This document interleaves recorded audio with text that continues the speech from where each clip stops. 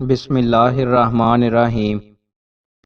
رسول اللہ صلی اللہ علیہ وآلہ وسلم نے ارشاد فرمایا، کسی مسلمان کے لیے جائز نہیں کہ وہ 3 دن سے زیادہ اپنے کسی مسلمان بھائی سے قطع کلامی رکھے۔ رسول اللہ صلی اللہ علیہ وآلہ وسلم نے ارشاد فرمایا، اپنے نسب میں سے ایسی باتیں سیکھو جن کے ذریعے تم صلح رحمی کر سکو، کیونکہ صلح رحمی گھر والوں میں محبت کا باعث ہے، مال میں اضافے اور عمر میں برکت کا سبب ہے۔ رسول اللہ صلی اللہ علیہ وآلہ وسلم نے ارشاد فرمایا، جو کوئی علم حاصل کرنے کے لیے کسی راہ پر چلتا ہے تو اللہ تعالیٰ اس کی وجہ سے اس کے لیے جنت کا راستہ آسان فرما دیتا ہے۔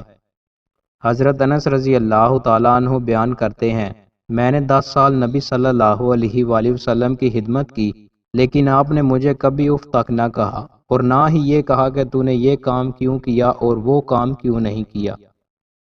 رسول اللہ صلی اللہ علیہ وآلہ وسلم نے ارشاد فرمایا، سب سے افضل جہاد ظالم بادشاہ یا ظالم حکمران کے سامنے عدل و انصاف کی بات کہنا ہے۔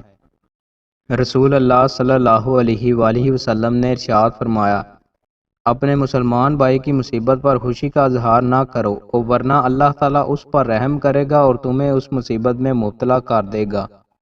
عورتوں کے معاملے میں رسول اللہ صلی اللہ علیہ وآلہ وسلم کی نصیحت۔ رسول اللہ صلی اللہ علیہ وآلہ وسلم نے ارشاد فرمایا، عورتوں کے بارے میں میری وصیت کا ہمیشہ خیال رکھنا، کیونکہ عورت پسلی سے پیدا کی گئی ہے، پسلی میں بھی سب سے زیادہ ٹیڑھا اوپر کا حصہ ہوتا ہے۔ اگر کوئی شخص اسے بالکل سیدھی کرنے کی کوشش کرے تو انجام کار توڑ کے رہے گا، اور اگر اسے وہ یوں ہی چھوڑ دے گا تو پھر ہمیشہ ٹیڑھی ہی رہ جائے گی۔ بس عورتوں کے بارے میں میری نصیحت مانو، عورتوں سے اچھا سلوک کرو۔